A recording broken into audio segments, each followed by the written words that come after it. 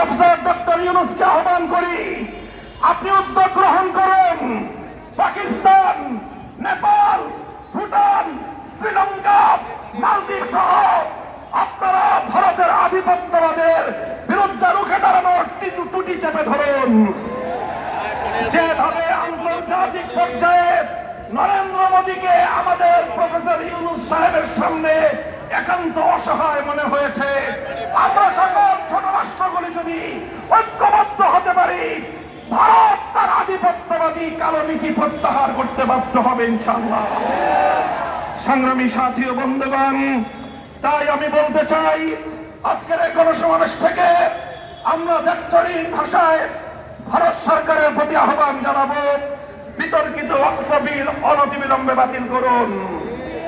যদি সেটা না করে বাংলাদেশ সরকারকে বলবো, ভারতের বিরুদ্ধে কূটনৈতিক, অর্থনৈতিক সব ধরনের পদক্ষেপ গ্রহণ করার জন্য আপনারা প্রস্তুতি গ্রহণ করুন। আঞ্চলিক জোটকে শক্তিশালী করুন। ভারতকে এক ঘরে করে ভারতের বিরুদ্ধে কূটনৈতিক যুদ্ধের ঘোষণা করুন। সংগ্রামী সাথী ও বন্ধুগণ, সেই সাথে আমরা বলতে চাই, ইনশাআল্লাহ আগামী 3রা মে হেফাজতে ইসলামের পক্ষ থেকে ভারতের ওয়াকফ বিল পাস এবং মুসলমান নিধনের, মুসলিম নিধনের প্রতিবাদে সোহরাওয়ার্দী উদ্যানে মহাসমাবেশের ডাক দেওয়া হয়েছে। বাংলাদেশ খেলাফত মজলিস, হেফাজতে ইসলাম বাংলাদেশের সেই মহাসমাবেশের সাথে সম্পূর্ণ একাত্মতা পোষণ করে মহাসমাবেশ বাস্তবায়ন করার জন্য নেতা কর্মীদেরকে রাজপথে নেমে আসার উদাত্ত আহ্বান জানাচ্ছে।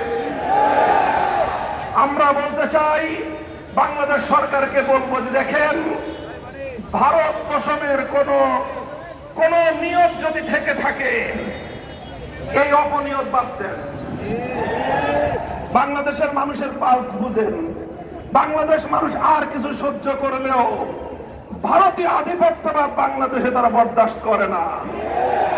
যদি আমার কথা বিশ্বাস না হয়, তাহলে বিগত 5ই আগস্টের শেখ হাসিনার পরিণাম থেকে শিক্ষা গ্রহণ করুন। আমার ধারণা, বাংলাদেশের নারী বিষয়ক যেই কমিশন গঠন করা হয়েছে, সেই কমিশনের নারীরা, এরা আসলে নারী না পুরুষ সেটা দেখে বোঝা কঠিন। এই জাতীয় না নারী না পুরুষ, তৃতীয় এক প্রজাতির লোকজন দিয়ে আপনারা যেভাবে বিতর্কিত নারী অধিকার সংস্কার বাস্তবায়নের সুপারিশ করেছে, এটা বাংলাদেশের আপামর তৌহিদি নারী জনতার প্রতি একটি চরম অবমাননাকর প্রস্তাবনা হয়েছে। আমরা এই বিতর্কিত কমিশন বাতিল করে তাদের প্রস্তাবকে ডাস্টবিনে ছুঁড়ে ফেলবার উদাত্ত আহ্বান জানাচ্ছি।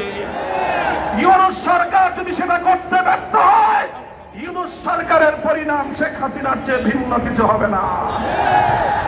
এটা আমাদের স্পষ্ট ঘোষণা। কোরআনের আইনের প্রতি স্পষ্ট কটাক্ষ করে, আল্লাহর আইনের প্রতি, ইসলামের উত্তরাধিকার আইন এবং পারিবারিক আইনের প্রতি কটাক্ষ করবেন। ইসলামের আইনকে নারীর প্রতি বৈষম্যের কারণ হিসেবে আখ্যায়িত করা হয়েছে। ফ্যাসিবাদী আমলে চরম বিদ্বেষী হাসিনা সরকারের কোন দোসরও এই দুঃসাহস দেখায় নাই। ডক্টর ইউনূস সাহেব এদেশের মানুষের ভালোবাসা পাচ্ছেন, মাগনা মাগনা ভালোবাসা পাওয়ার কারণে এর মূল্যায়ন মনে হয় আপনার কাছে নাই। খবরদার হুঁশিয়ার করে দিয়ে বলতে চাই, ইসলামের বিপক্ষে অবস্থান নিলে বাংলাদেশের ক্ষমতার মস্তদে একদিনও টিকতে পারবেন না আপনারা। ভারতের দালালি করতে চাইলে, ভারতের ইসলাম বিরোধী এজেন্ডা বাংলাদেশে বাস্তবায়ন করতে চাইলে শেখ হাসিনার সঙ্গে যান। বাংলাদেশের রাজনৈতিক দলগুলো, বাংলাদেশের গণমানুষ সেটা বরদাস্ত করবে না। কাজেই সর্বশেষ আমি আজকের এই গণমিছিলে অংশগ্রহণ করে ভারতের মুসলমানদের প্রতি সংহতি প্রকাশ, ভারতের মুসলিম নিধনের বিরুদ্ধে বিশ্ব মুসলিমকে জাগ্রত করবার এই আওয়াজকে শক্তিশালী করা এবং বিতর্কিত ওয়াকফ বিল 2025 বাতিলের লক্ষ্যে আয়োজিত আজকের এই কোন মিছিলে সারাদিন প্রচারে অংশগ্রহণ করার উদাত্ত আহ্বান জানাচ্ছি। ইনশাআল্লাহ আমরা আবারও আমার কথা পুনরাবৃত্তি করছি, আমরা প্রতিটি জুলুমের ক্ষেত্রে, প্রতিটি বৈষম্যের ক্ষেত্রে ভারতের মুসলমানদের পাশে সর্বাগ্রে বাংলাদেশের মুসলমানরা থাকবে। আমরা রাজপথে নেমে আসবো, প্রয়োজনে আমরা দিল্লি অভিমুখে মার্চ করব, কোটি জনতা নিয়ে ভারতকে আবার হিন্দুত্ববাদ থেকে মুক্ত স্বাধীন করে ছাড়বো ইনশাআল্লাহ।